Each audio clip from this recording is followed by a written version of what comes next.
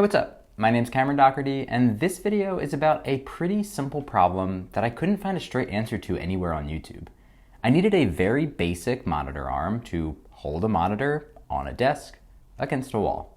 This didn't need to be anything special. In fact, the cheaper, the better. I figured that searching for something like this would be very straightforward and that there would be an obvious recommendation. However, all I found was content that was showing retractable arms, which I did not want. My requirements are simple. I need a monitor arm for a single monitor setup.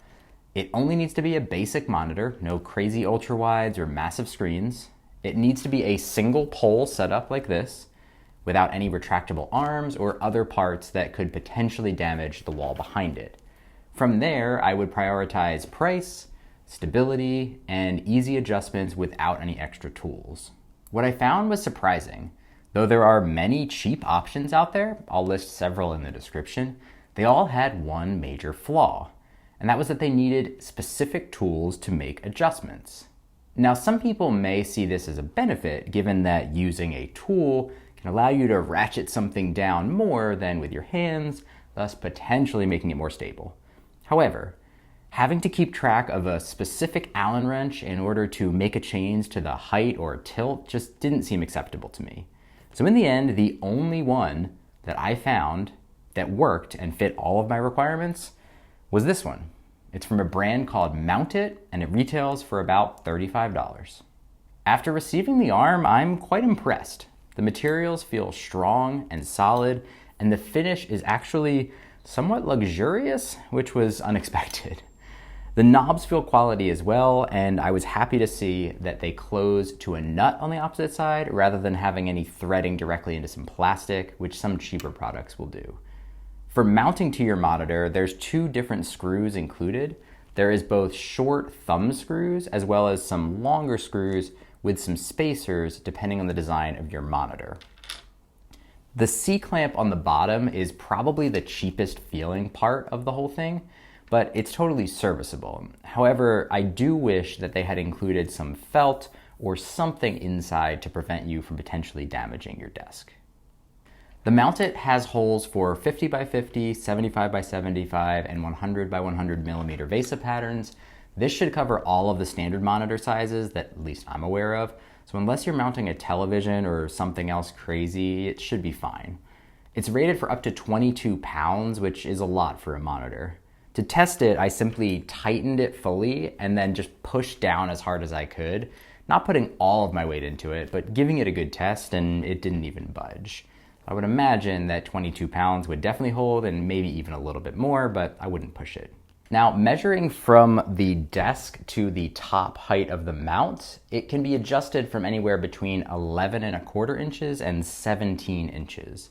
For my 24-inch monitor, that takes it from just barely off the desk to about 6 inches off the desk, though your numbers will vary based on where the VESA mounting holes are located on your monitor. You can also mount this 24-inch monitor vertically with about 2.5 inches to spare. Mount It indicates the ability to support up to a 30-inch monitor, but my recommendation is to take that 11.25 inch and 17-inch measurements and make sure that you check for yourself.